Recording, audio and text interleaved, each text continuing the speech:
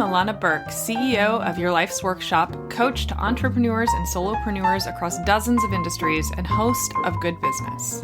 With nearly 20 years' experience helping hundreds of clients create profitable, ethically driven, and sustainable businesses based on their life's work, I'm here to teach you how to do great work, make great money, and make a positive impact without feeling like you need a shower afterwards.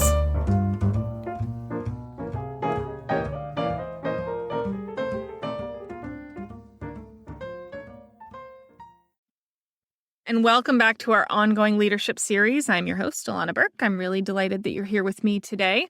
And in continuing our conversation about power from the past two episodes, today we're talking about impact. When you're trying to make a positive impact, it can be very frustrating to feel like nothing you're doing matters. It's the thing that generally stops people from doing impact-driven, high social justice type work because it feels like a drop in the ocean. And you know what? Here's the really uncomfortable truth. It probably is. Now, we all like a cheerleader, but today I'm not a cheerleader. Today, we're talking hard, uncomfortable truths. Without power, nothing you do matters. Your name on a petition doesn't matter. Your Facebook post about how bad you think everything is doesn't matter. Your participation in a group discussion doesn't matter. Your lawn sign doesn't matter. Whatever you're trying to sell doesn't matter. Now that you hate me, because you don't have any power. Unless you do, in which case, stop listening. You're probably not here if you have a bunch of power already. So we're going to assume that most of the people listening are not the most powerful people in this world, right? We are those who are the scrappy folks kind of hanging out, frankly, in the middle to the bottom. We want to make a difference. We want to see the world be a better place. We sit and lament about how hard everything is and how much things suck and why do people have to suck so much, right? But here's the thing, you guys, like, buddy, on every side of our incredibly divided country right now is seeking the same thing, and that is the power to have the world that they want to have. Unfortunately, obviously, we can't all agree on what that is. So at the end of the day, he who has the most power wins.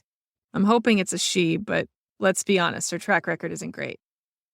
That's why nothing you do matters when nothing you do matters. That's what I mean by that title. Being part of a cacophony of sound, of noise, of course it has its place.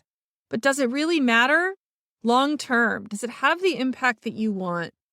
Is it actually going to move the needle, or is it just part of the puppy pile of a cultural moment? Do you know the difference? When a social justice moment or a cause du jour is dominating the people you respect and the voices of those around you who do have maybe a bit more power than you do, when you join in on those conversations, do you feel like what you're doing is actually going to make a difference? Or do you know what the rest of us probably know, but we don't want to admit? That we just don't want to be seen as being outside of the conversation when we agree.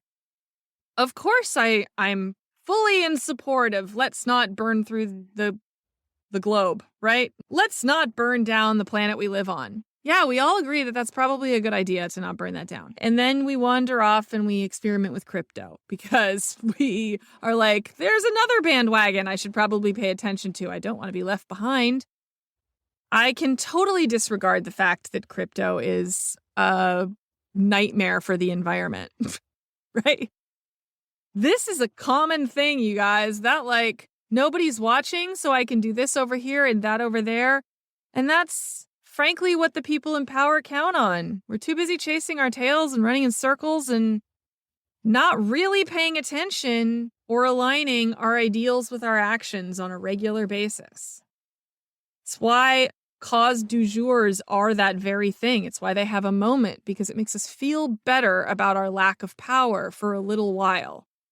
Shouting at the wind makes us feel like we have some ability to affect change when we really don't.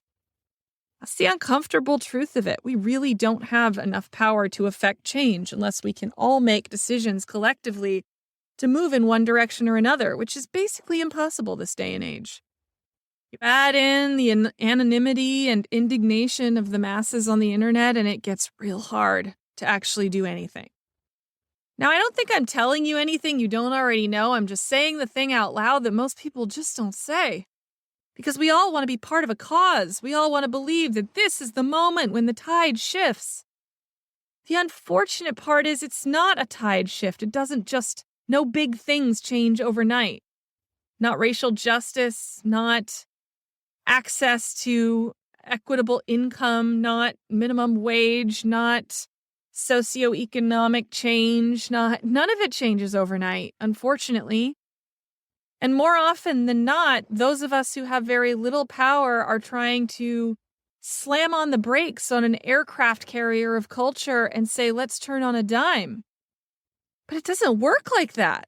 It just doesn't, which means that feeling that none of it matters is fucking true. I'm really sorry to break it to you, but it's true. We don't have enough power to make the change we want to see in the world.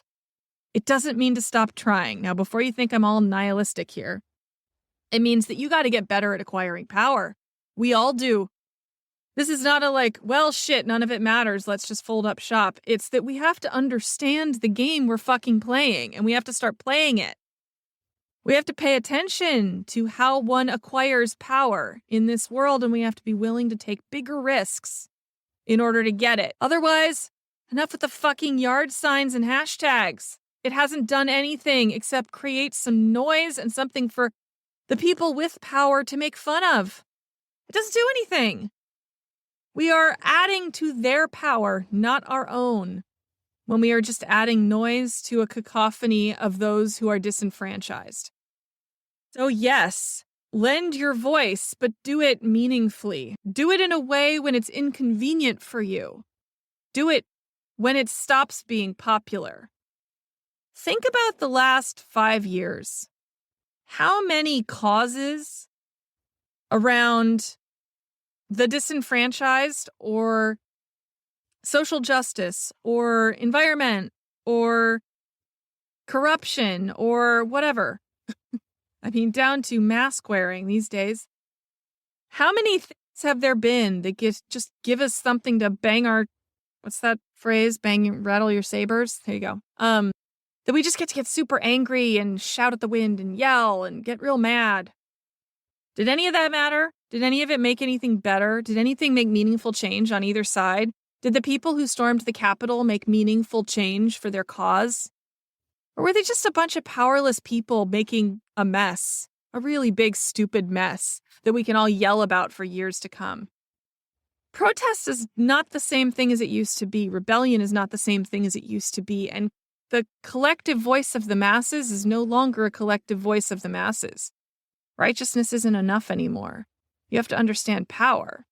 You got to figure out, like, if I'm trying to accomplish this, who has the power and how can I get it? And once I'm there with it, how do I take responsibility for it? Responsibility is a really tough one. You have to have incredible levels of credibility to maintain power this day and age if you're climbing up from the bottom. Otherwise, stop helping. If you can't maintain that level of risk and credibility, then get out of the way for the people that can. And for those that have the little bits of power in this world and are puppy piling onto every cause and using it as a marketing tactic, God damn it, could you just fucking stop for a minute? Could you just stop? If you're not going to actually do something real, take your money and put it where your fucking mouth is, then get out of the way. We are so tired of rich people not doing anything meaningful with their funds.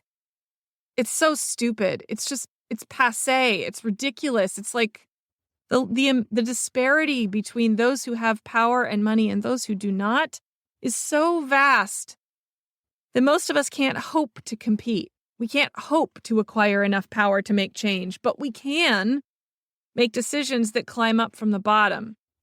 And I promise you, though, those decisions do not come from yard signs. They do not come from blog posts.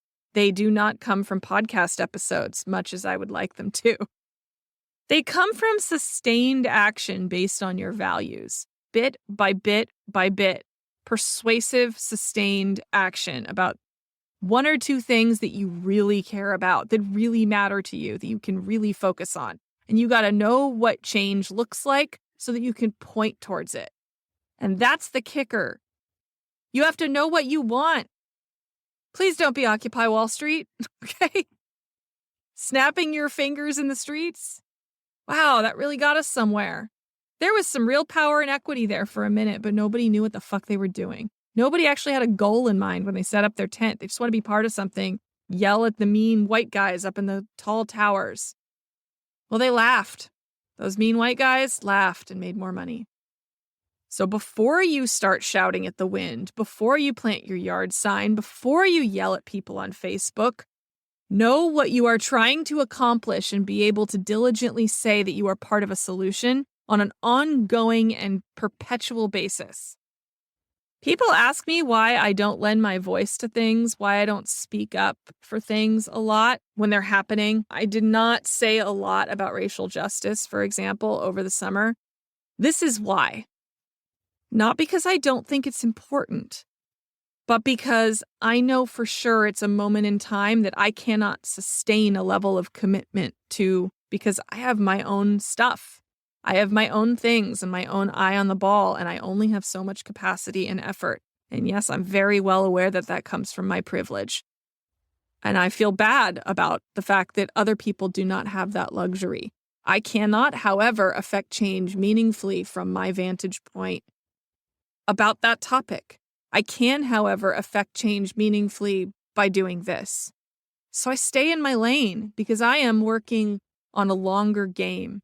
I am not interested in virtue signaling or trend grabbing or grabbing onto a moment because it matters. Something always matters.